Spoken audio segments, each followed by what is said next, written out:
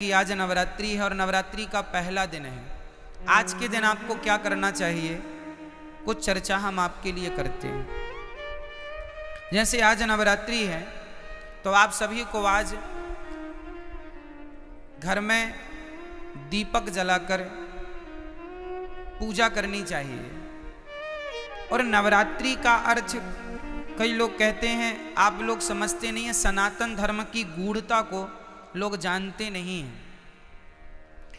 आज नवरात्रि में केवल माता जी की पूजा नहीं होती, इन नवरात्रियों में आप जिनकी पूजा करेंगे उनकी पूजा सिद्ध हो जाएगी। ये नवरात्रियों की महिमा है। ये नवरात्रि में जो 9 दिन होते हैं ये ईश्वर की तरफ, ईश्वर इस समय पृथ्वी के बिल्कुल करीब होते हैं भक्तों की पुकार सुनने के लिए। कुल मिला के ये कहें कि जैसे गर्मियों की छुट्टी में आप लोग मन बना लेते हैं, चलो घूम आवें, अब बच्चों की पढ़ाई लिखाई नहीं है, चलो थोड़ा कहीं घूम आवें, तो कोई कहीं कोई कहीं गर्मियों की छुट्टी में लोग निकल जाते हैं।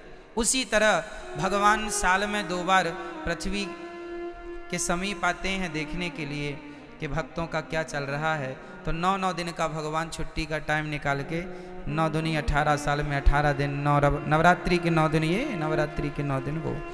इन नवरात्रियों में विशेष रूप से कौन, माँ अपने बच्चों को देखने आती है कि मेरे बच्चे कैसे हैं। हम सभी कौन हैं, बच्चे हैं। किन के बच्चे हैं, माँ। कौन है वो हमारी माँ, कौन माँ, कौन माँ। कोई कहे अम्बे माँ, कोई कहे दुर्गा माँ, कोई कहे लक्ष्मी माँ, कोई कहे भद्रकाली माँ, कोई कहे काली माँ, कोई कहे चंडी माँ। तो ये बताओ देवियां कितनी होती हैं, बोलो मेरी माँ।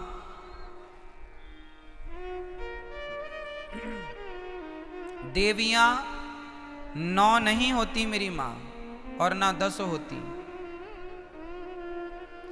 फिर तो 52 शक्ति पीठ हैं, तो 9 ये गिन लो, फिर 52 वो भी गिनो। कामाख्या माता अलग हैं, ज्वाला माता अलग हैं, केला माता अलग हैं, शारदा अलग है।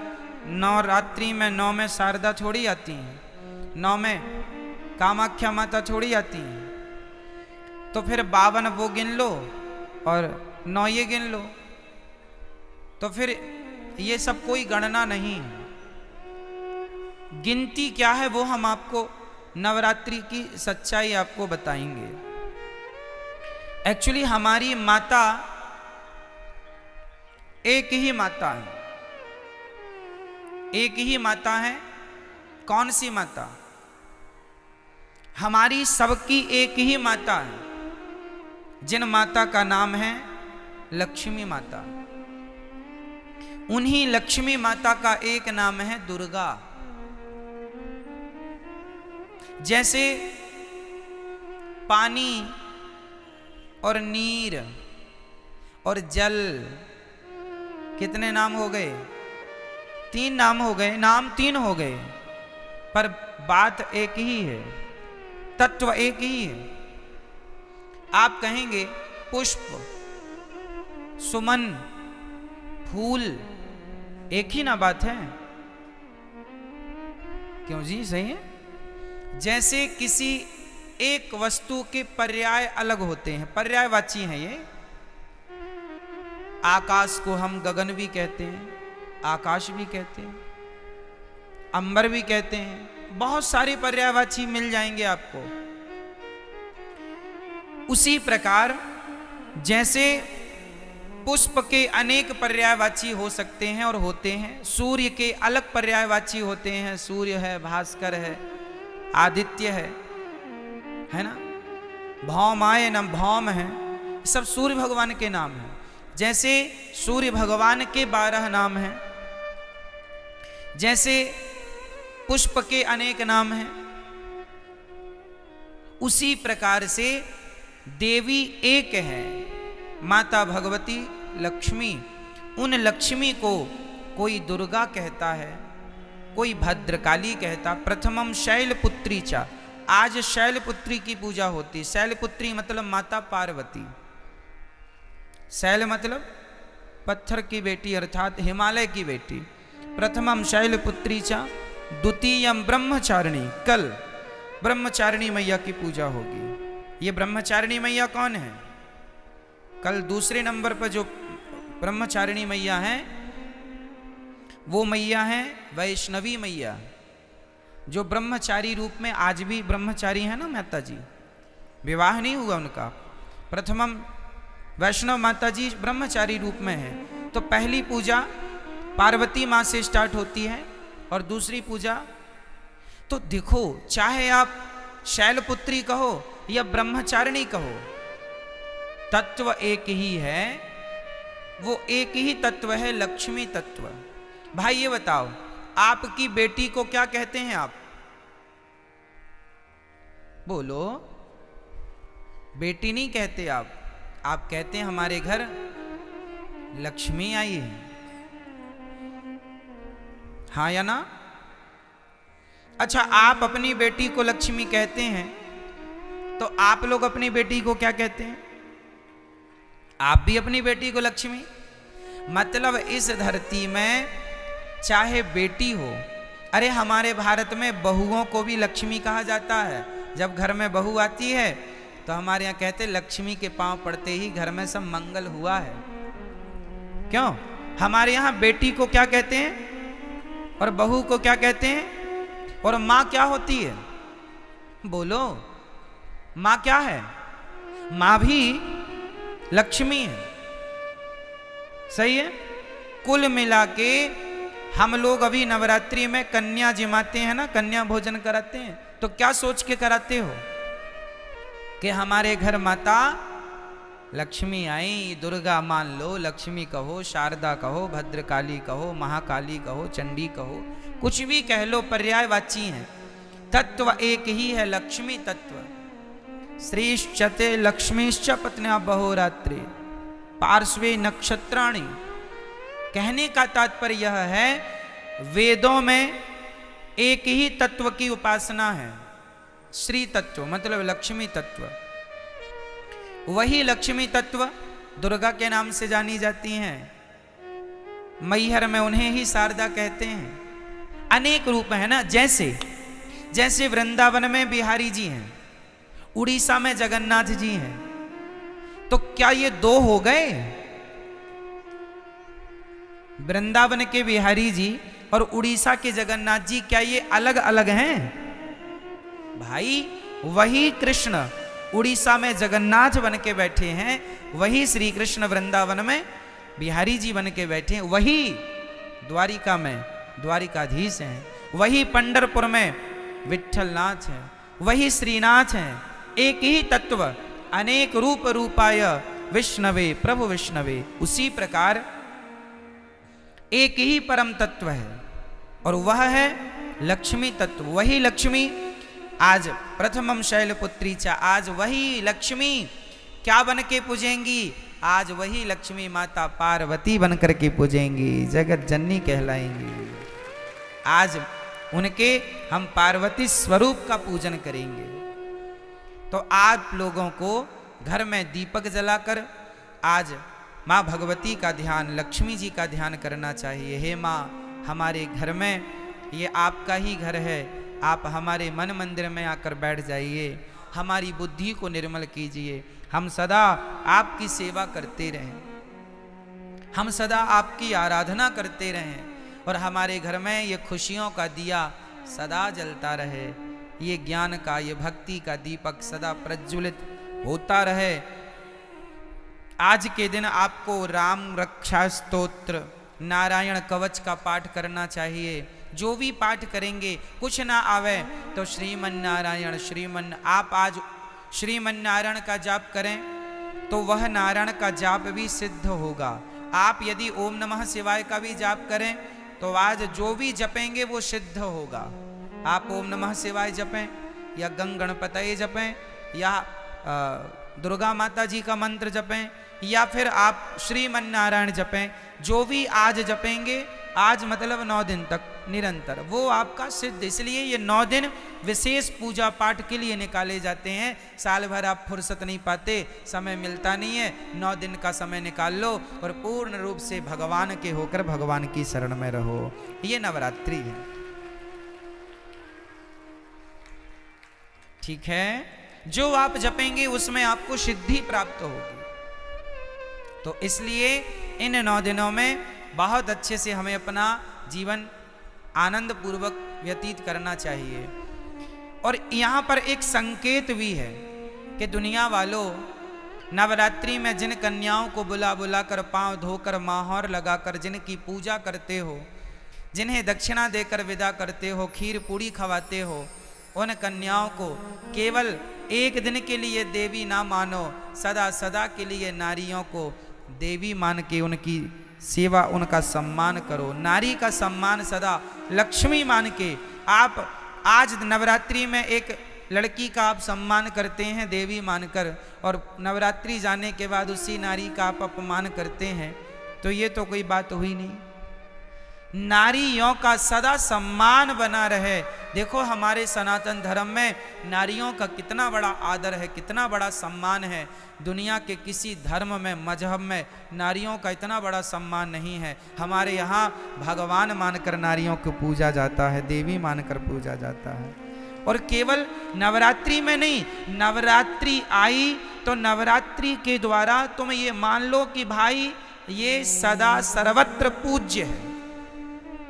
नारी तो सदा पूज्य है, केवल नवरात्रि में नहीं, ऐसा नहीं, सर्वत्र, सब जगह, हमेशा 365 दिन। तो नवरात्रि की बड़ी महिमा है।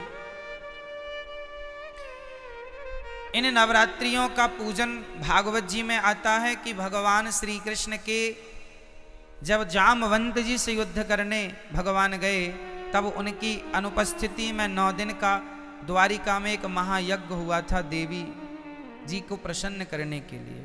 तो नवरात्रि तो भगवान श्री कृष्ण भी मनाते थे, नवरात्रि तो भगवान श्री राम भी मनाते थे। तो आप सभी को नवरात्रि की लाखों लाख शुभकामनाएं, बधाई, आपका जीवन मंगलमय हो। आज के दिन आप लोग अपने घर में कम से कम एक कन्या को बुलाइए शाम को, और एक कन्या का भोजन कराइए। पहले दिन एक कन्या को भोजन कराना चाहिए, एक से ज़्यादा भी हो जाए चलेगा, कम से कम एक। पहले दिन हमेशा एक कन्या, दूसरे दिन 2 कन्या, तीसरे दिन 3 कन्या, चौथे दिन 4, 5वें दिन 5, छठे दिन 6, 7वें दिन 7, 8वें दिन 8 और 9वें दिन 9 कन्याओं का भोजन करें। और अपने घर में कन्याओं को जरूर बुलाकर उनका सम्मान करके उनको आदर सहित भोजन कराइए, चरण धोइए। और यदि कन्या ना मिले तो कोई बात नहीं, अपनी माँ के चरण धोकर अपनी माँ को श्रद्धा से भोजन कराओ, ये सोचकर कि ये भगवान है, माँ है। माँ, आपके घर में कन्या ना हो तो माँ तो है, तो माँ की चरण धोकर माँ का सम्मान कीजिएगा। ठीक है। ये नवरात्रि में देवी का पूजन, तो देवी तुम्हारी माँ देवी नहीं है क्या? क्यों? माँ से बड़ी कोई देवी है? इसलिए अपनी माँ, माता जी घर घर बिठाते हैं, हर गली चौराहे में माता जी बैठती हैं ना। हम कहते हैं कि आप मिट्टी की माता जी बनवा के बिठाते हैं, अच्छा है, सम्मान कीजिए, श्रद्धा रखिए, अच्छा है, सब ठीक है। पर वो माता जो मिट्टी की बनी है, उन माता में श्रद्धा तो रखिए, पर उनसे ज़्यादा उस माता में श्रद्धा रखिए जो परमात्मा ने बनाई है, जिसे आप अपनी माँ कह के बुलाते हैं, माता। उसका तो असली नाम माता ही है, माँ है। विडंबना तो ये है कि आज लोग मंदिरों में जाके माता जी को तो जल चढ़ाते हैं, माता जी की जय जयकार करते हैं, पर खुद की माता जी भूखी मर रही हैं, खुद की जन्म देने वाली माता प्यासी मर रही हैं, और आप जय माता दी के नारे लगा रहे हैं। इससे फायदा क्या है ये बताइए। कई लोग ना बड़ी होड़ करते हैं, खासकर नवरात्रियों में। क्या होड़ करते हैं कि उन्होंने भंडारे में 50,000 खर्च किया, हम 1 लाख का भंडारा करेंगे। उस कॉलोनी में 2 लाख का भंडारा हुआ, हम 3 लाख का भंडारा करेंगे। क्या होगा इससे? तुम देवी को खुश कर लोगे? अरे ये ना देखो कि भंडारा कितना बड़ा करना है। ठीक है, जरूरतमंदों को भोजन कराना जरूरी है, ठीक है, कराना चाहिए, अन्नदान श्रेष्ठ दान है। पर ये मत भूलिए कि आप अपनी 50,000 का भंडारा तो आप करा रहे हैं, सबको खिला रहे हैं, पर खुद की माँ बुढ़ापे में अलग बनाकर खा रही है, तो आप कौन सी देवी को खुश कर रहे हैं? क्या आपके इस व्यवहार से आपकी खुद की माँ भूखी मर रही है और आप सबको भरपेट भोजन कराएं, क्या आपके इस व्यवहार से माँ भगवती प्रसन्न हो जाएगी? इसका विशेष ध्यान रखना चाहिए। और हम सभी को इंसानों को भगवान मानना चाहिए। किसको भगवान मानना चाहिए? हमारी माँ भगवान है, हमारे पिता भगवान है, हमारे पति भगवान है, हमारे गुरु भगवान है, हमारे अतिथि भगवान है। जो इनमें भगवान का दर्शन कर लेगा वो फिर पत्थरों में भी ईश्वर का दर्शन कर लेगा। जो इंसानों में ना कर पाया वो पत्थर कभी नहीं पूजता रहे, झूठा पूज रहा है, झूठा ही है ना। कबीर जी लिखते हैं कि पाहन पूजे हरि मिले, पाहन मीन्स पत्थर होता, पाहन पूजे हरि मिले तो मैं पूजू पहाड़, तासे तो चक्की भली जो पीस खाए संसार। पत्थर ही पूजना है तो तुम्हारी चक्की भी पत्थर की होती है, उसी को पूज लो, क्योंकि वो तो कम से कम तुम्हें आटा देती है पीस के। पत्थर ही पूजने हैं तो चक्की को क्यों नहीं पूजते? तो पत्थर पूजने की बातें नहीं है हमारे सनातन धर्म में। हमारे यहां मंदिर बाद में बने हैं। सनातन धर्म की गहराइयों को समझना पड़ेगा। कई लोग कहते हैं सनातन धर्म में तो पत्थर की पूजा होती है। ना जी, हमारे यहां पत्थर की पूजा नहीं होती। किसकी पूजा होती है वो मैं आपको आज स्पष्ट कर देता हूं। सुनो, हमारे वेद कहते हैं, पहला वाक्य है मातृदेवो भव, पितृदेवो भव, आचार्य देवो भव, अतिथि देवो भव। ये 4 वाक्य वेद का पहला मंत्र है। ये वेद यहां से शुरू होते हैं। पहली आज्ञा वेदों की क्या है? मातृदेवो भव, मां को भगवान मानकर सेवा करो, ये वेदों की पहली आज्ञा है। पिता को भगवान मानकर उनकी सेवा करो, ये वेद की दूसरी आज्ञा है। अतिथि को भगवान मानकर सेवा करो, ये तीसरी आज्ञा है। और गुरु को भगवान मानकर सेवा करो, ये चौथी आज्ञा है। अब सोचो, ध्यान से समझना, जो व्यक्ति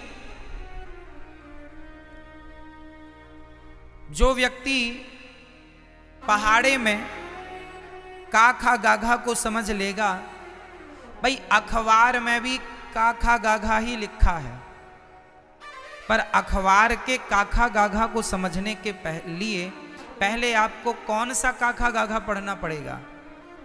स्कूल में जाकर, स्कूल में हमें बुक मिलती है, उसमें जो काखा गाघा लिखा है उसको पहले मास्टर जी समझाते हैं। जब आप स्कूल जाके काखा गाघा समझ लेंगे तो फिर अखबार का काखा गाघा समझ में आ जाएगा।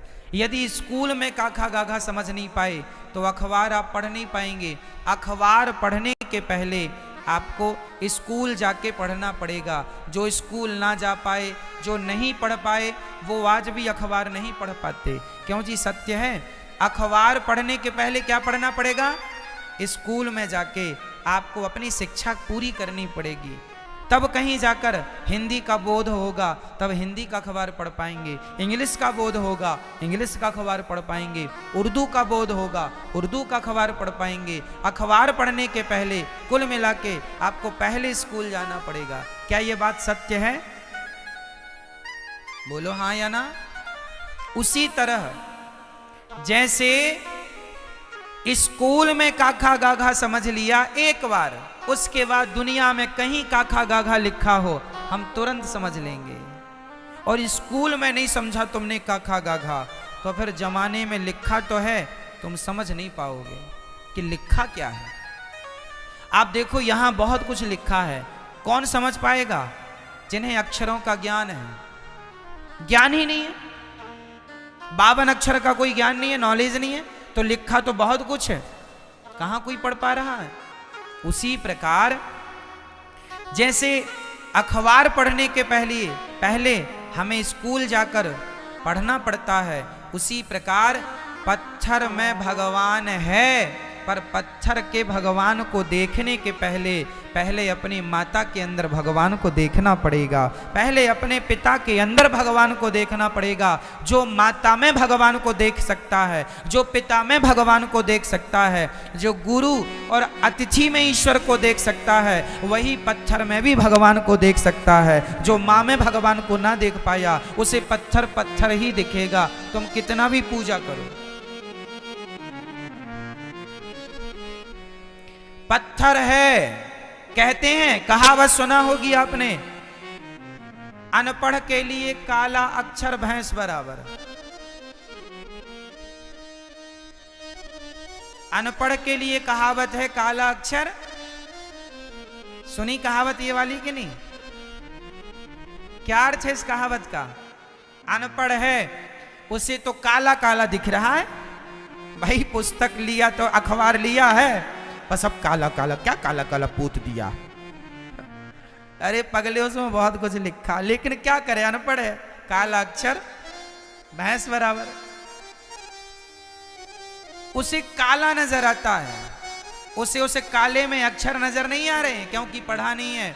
उसी प्रकार जिसने अपनी माता में भगवान को ना देखा, उसे तो काला पत्थर ही नजर आएगा, उसे भला पत्थर में भगवान कैसे नजर आएंगे? जिसे माँ में भगवान दिखता होगा, जो चैतन्य वस्तु में भगवान को देख सकता है, वही जड़ वस्तु में भी ईश्वर को देख सकता है। माँ चैतन्य है कि जड़ है? बोलो जोर से। मेरी माँ, पीछे वाली मैया, आज नवरात्रि मौन व्रत तो नहीं है आपका? डे बोले हम चुप्पा ही टाप रहेंगे महाराज। मां चैतन्य है या जड़ है? जोर से। और पत्थर चैतन्य है या जड़ है? मां चैतन्य है जबकि पत्थर जड़ होता है। तो जो व्यक्ति चैतन्य मां में ईश्वर का दर्शन कर सकता है, जो चैतन्य में भगवान को देख सकता है, वही जड़ में भी भगवान को देख सकता है। जो चैतन्य में ना देख पाया, उसके लिए काला अक्षर भैंस बराबर है।